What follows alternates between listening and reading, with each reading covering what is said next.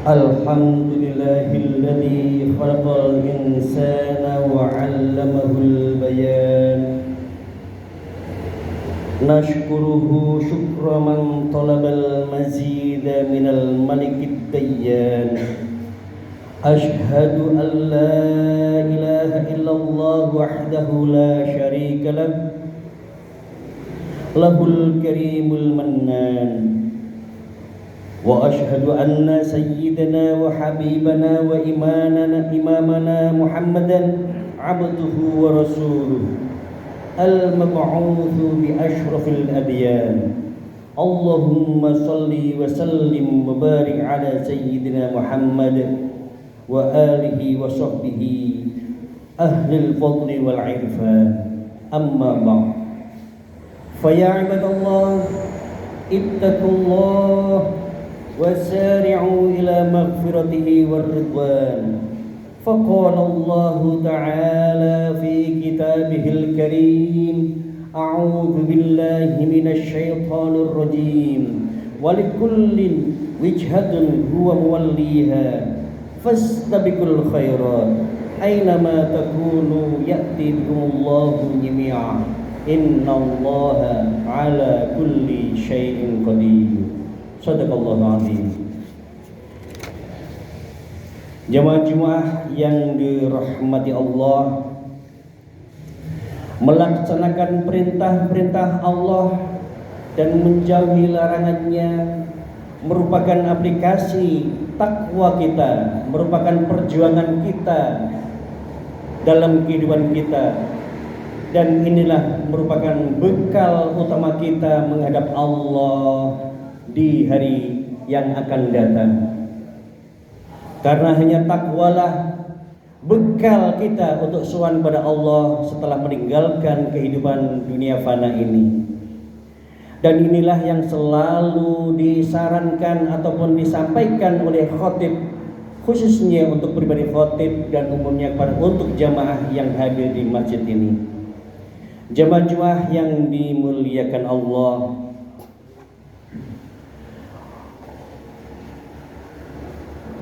sebuah filsafat mengatakan man yazra' yahsud, barang siapa yang menanam akan mengetam, sapa nandur bakalan ngunduh. Barang siapa yang menanam kebaikan pasti akan mengetam ataupun menuai kebaikan. Dan sebaliknya, siapapun yang akan menanam keburukan, jangan kaget, suatu saat pasti akan menuai keburukan yang setimpal. Jangan kaget. Untuk menanamkan positive thinking dalam pikiran kita, dalam kehidupan kita sehari-hari, ini perlu latihan. Karena nafsu selalu menginginkan agar kita ini selalu suudzon pada siapapun. Nafsu selalu menginginkan suudzon pada siapapun. Bukan hanya kepada manusia saja, bahkan pada Allah pun nafsu mengajarkan untuk suudzon. Kenapa harus hujan? Kenapa harus sakit? Kenapa rezeki tidak lancar? Kenapa? Dan kenapa? Selalu protes kepada Allah. Sementara kewajiban-kewajiban yang diberikan oleh Allah, yang diperintahkan oleh Allah kepada kita semua, masih saja kita ini cuek saja menghadapinya. Bahkan ada yang masa bodoh, sudah tahu bahwa ini adalah panggilan dari Allah, panggilan Allah untuk selalu taat, mendekat pada Allah, masih saja ada yang cuek menghadapinya. Dan alhamdulillah, meskipun perjalanan jauh, namun Allah masih memberikan kesempatan kepada panjenengan semua untuk memenuhi panggilan Allah yang berupa sholat Jumu'ah. Maka pantaslah ini untuk bersyukur pada Allah agar nikmat Allah dilimpah gandakan di hari yang akan datang. Dan harus yakin, a'udzubillahi minasyaitonirrajim, la in syakartum la azidannakum. Jika kamu mensyukuri nikmat pemberian Allah, maka akan dilipat gandakan. La azidannakum. Ini takkidnya sampai 3 kali. Ini luar biasa dan ini janji Allah.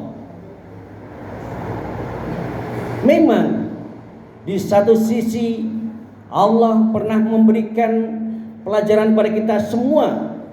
A'udzubillahi minasyaitonirrajim. Ud'uni astajib lakum. Mintalah kalian, pasti akan aku penuhi. Pasti akan aku penuhi. Astajib lakum. Kalau dibandingkan dengan la'azidannakum, nampaknya lebih kuat la'azidannakum dibandingkan dengan astajib lakum. Artinya,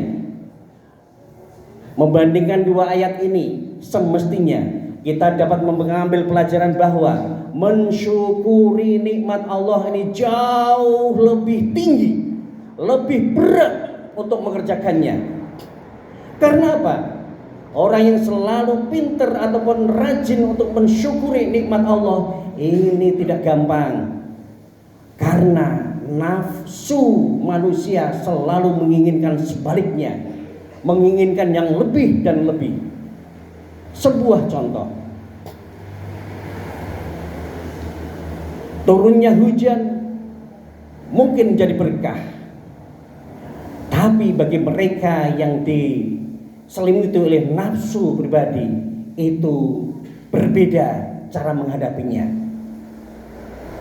Ataupun sebaliknya, ketika kaki ini tersandung sebuah batu, orang akan mengaduh dan kesakitan. Tapi bagi mereka yang pintar bersyukur, bukan innalillahi yang diucapkan, tapi justru sebaliknya, alhamdulillah, kaki saya tidak sampai patah, kuku kaki saya tidak sampai terkelupas, tidak sampai operasi dan macam-macamnya. Mensyukuri meskipun itu sakit.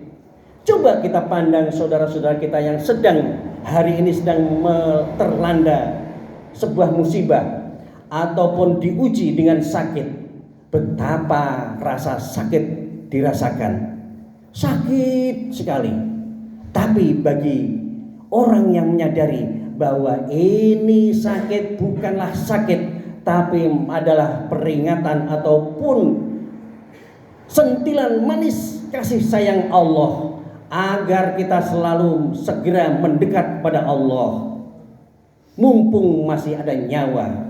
Jamaah Jumat yang dimuliakan Allah, singkat nasihat siang ini, kita untuk pintar-pintar mensyukuri pemberian Allah sekecil apapun. Sekecil apapun. Orang pandai bersyukur itu adalah orang yang selalu mendahulukan positive thinking, bukan negative thinking. Tapi orang yang selalu meminta karena selalu kurang dan kurang terus. Padahal kurang itu pun juga sebuah rayuan setan yang menyelimuti hati kita. Sudah dikasih cantik, masih kurang cantik. Sudah dikasih ganteng, pinter, masih kurang pinter. Bahkan bisa jadi meremehkan mereka yang tidak cantik, mereka yang tidak pintar. Ingat, kita masuk surga bukan karena kita cantik, bukan karena kita pintar, bukan karena kita sholat rajin luar biasa, bukan karena itu, tapi karena diberi kasih sayang oleh Allah berupa rahmat Allah.